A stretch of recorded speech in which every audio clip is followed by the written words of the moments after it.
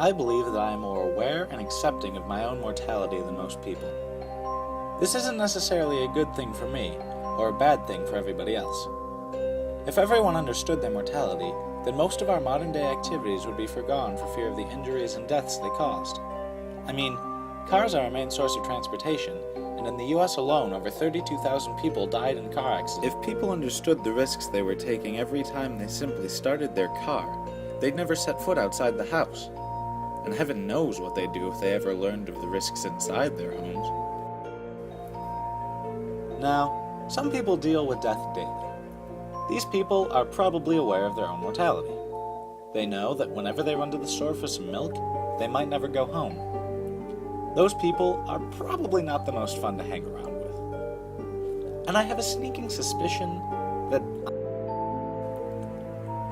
this calls for some explanation. On the 25th of July, 2009, my brother died abruptly while swimming. Now, Matt was not exactly someone who you would expect to die abruptly. He was perfectly healthy, and as far as anyone could tell, vibrant and active. But there he was, all dressed up and nowhere to go.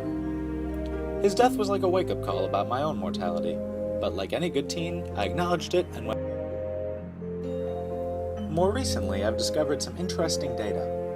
It's quite possible that what killed Matt is Brugada syndrome, a condition I also could have. This lovely syndrome manifests as fainting, heart palpitations, and sudden death. Wonderful. So now I know that a favorite activity, swimming, has the potential to kill me. Some might take that as a sign and take up macrame. But I've always liked competition.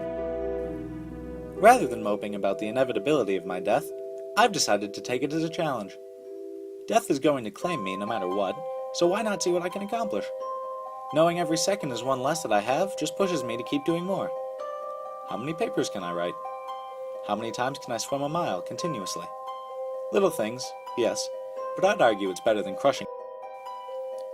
What this whole series of events has really led me to notice, though, is how often people take these sorts of things for granted. Other people finish a swim practice and think, well, that's finally over. While I climb out and think, eat that, death. You still haven't gotten me. So I feel that while most people benefit from not acknowledging death in their day-to-day lives, things just get a lot more meaningful when everything you do is another victory against an implacable